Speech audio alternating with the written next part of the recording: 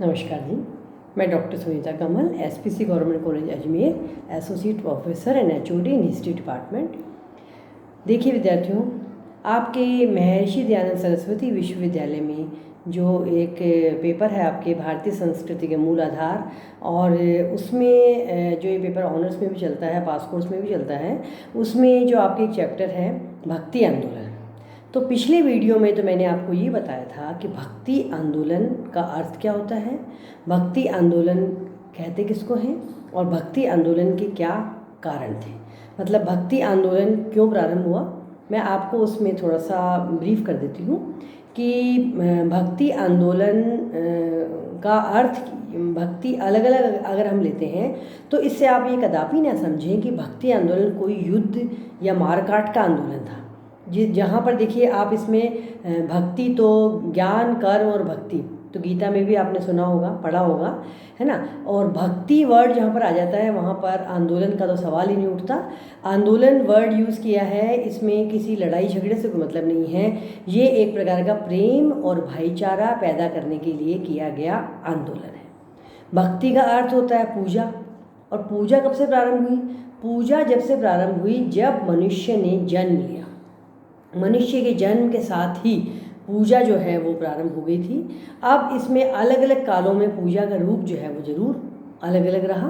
मतलब आप देखिए कि सिंधु सभ्यता के पहले, बल्कि पाषाण काल से शुरू से ही आप देखेंगे मनुष्य ने जहाँ जन्म लिया वहीं से किसी न किसी रूप में वो भक्ति अवश्य करता आ रहा है।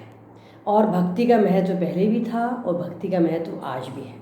अब आप इसलिए भक्ति आंदोलन की आवश्यकता पड़ी कि हिंदू और मुस्लिम्स का जब समन्वय हुआ और मध्यकालीन भारत के इतिहास में, तब जब इनका थोड़ा बहुत प्रशासनिक दांव-पेच चलने लगे, तब इनके थोड़े झगड़े होने लगे, तब इन दोनों को एक करने के लिए हमारे संत और महात्मा लोग जो इकट्ठे हुए, उन्होंने जो प्रवचन दिए जाति पाति के, समानता के, जाति पाति पूछे नहीं कोई, हरि को भजे सो हरि का होई, काकर पाथर छोड़ के मस्जिद लई चुनाए, ता चढ़ी मुल्ला बांग दे क्या बहरा हुआ खुदाए। तो ये सिर्फ न केवल हिंदू के लिए या न केवल मुसलमान के लिए, ये प्रवचन सबके लिए थे। सबको एक समान समझना इसका प्रमुख उद्देश्य था। तो भक्ति आंदोलन के परिणाम क्या हुए? भक्ति आंदोलन के लिए जो इन्होंने इतने प्रयास किए, उसकी विशेषताएं हुई, संत महात्माओं ने इतने प्रवचन दिए, उसमें कोई जाति का कुछ नहीं था। जो प्रवचन देने वाले जो थे वो जरूरी नहीं था कि वो सभी उच्च जाति के थे, उनमें निम्न जाति के भी थे।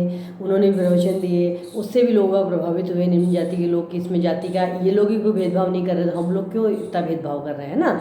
तो इसमें क्या हुआ, इसके परिणाम स्वरूप देखिए भक्ति आंदोलन का जो परिणाम है ना, बिल्कुल जिसे कहते हैं इतना स्थायी परिणाम तो नहीं रहा कि 101% सामंजस्य प्रेम की भावना आ गई हो, लेकिन बहुत हद तक जिसे हम कहते हैं सामंजस्य प्रेम की भावना का प्रसार हुआ, जिसमें देखिए आप समानता की भावना का उदय हुआ। हिंदू समाज में समानता के सिद्धांत का समर्थन किया जाने लगा, और लोगों का, हिंदू समाज में भी और मुस्लिम समाज में भी, और लोगों का जात पात ऊंच नीच में विश्वास जो था वो कम हो गया। तो मतलब लोगों को समान आपस में समझा जाने लगा। अच्छा, मूर्ति पूजा में कमी, इस आंदोलन से, जैसे मैंने आपको पहले दोहा भी पढ़ के बताया था कि मूर्ति पूजा करने से क्या होता है, आप कर्म करो। कर्म क्या है? कर्म ही मनुष्य का सबसे बड़ा धर्म है। जो पुरुषार्थ होते हैं उनमें जो धर्म, अर्थ, काम, मोक्ष बताए गए हैं, उसमें धर्म का अर्थ क्या बताया गया है? धर्म का अर्थ है कर्म। इसी प्रकार से इस आंदोलन से मूर्ति पूजा समाप्त तो नहीं हुई, हम नहीं कह सकते, लेकिन ये है कि कम अवश्य है ना। और लोगों में धारणा प्रबल कर गई कि सिर्फ हम कर्म ना करें और सिर्फ मूर्ति पूजा करें तो यह उचित नहीं होगा। तो उन्होंने कर्म में विश्वास करना शुरू कर दिया। अच्छा, जैसा कि मैंने आपको पहले भी बताया कि भक्ति आंदोलन के परिणाम में पूरी तरह से तो सफलता नहीं मिली, लेकिन आंशिक सफलता इसे हम अवश्य कह सकते हैं। अच्छा, आडंबरों में अविश्वास, जो धार्मिक कर्मकांड और सामाजिक बाह्य आडंबर इतने ज़्यादा घर कर गए थे, उनमें लोगों की आस्था जो है वो अब कम हो गई काफ़ी हद तक। अच्छा, बुराइयाँ समाप्त होने लगी, जड़ताएँ जिसे कहते हैं ना, जड़ में जो जमा चुकी होती है उसको जड़ता कहते हैं।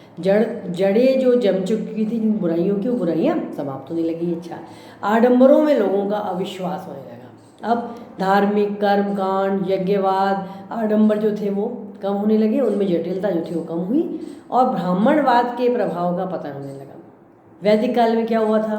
वैदिक काल के 2 भाग थे, ऋग्वैदिक काल, उत्तर वैदिक काल। उत्तर वैदिक काल में क्या होने लगा था, बहुत ज़्यादा आडंबर, अंधविश्वास पैदा हो गए थे, तो वो इसीलिए वैदिक काल का पतन हुआ, है ना। तो अब इस समय में आडंबर जो थे वो कम होने लगे। भक्ति आंदोलन के विस्तार से ब्राह्मणों की जो पौराणिक परंपरागत प्रभुता थी, पुरोहितवाद जो था, वो समाप्त होने लग गया था और उनका एकमात्र अधिकार का अंत होने लगा था। अच्छा, अब निम्न जातियों का उत्थान होने लगा। अब समाज में निम्न जातियों को भी सिर ऊंचा उठाने को अवसर मिलने लगा और उनको भी कहा गया कि पहले क्या समय आ गया था कि वो भक्ति नहीं कर सकते थे ईश्वर की, उनको भी ईश्वर की भक्ति करने का मौका मिलने लगा। अब इसके अलावा धार्मिक सहिष्णुता का विकास होने लगा।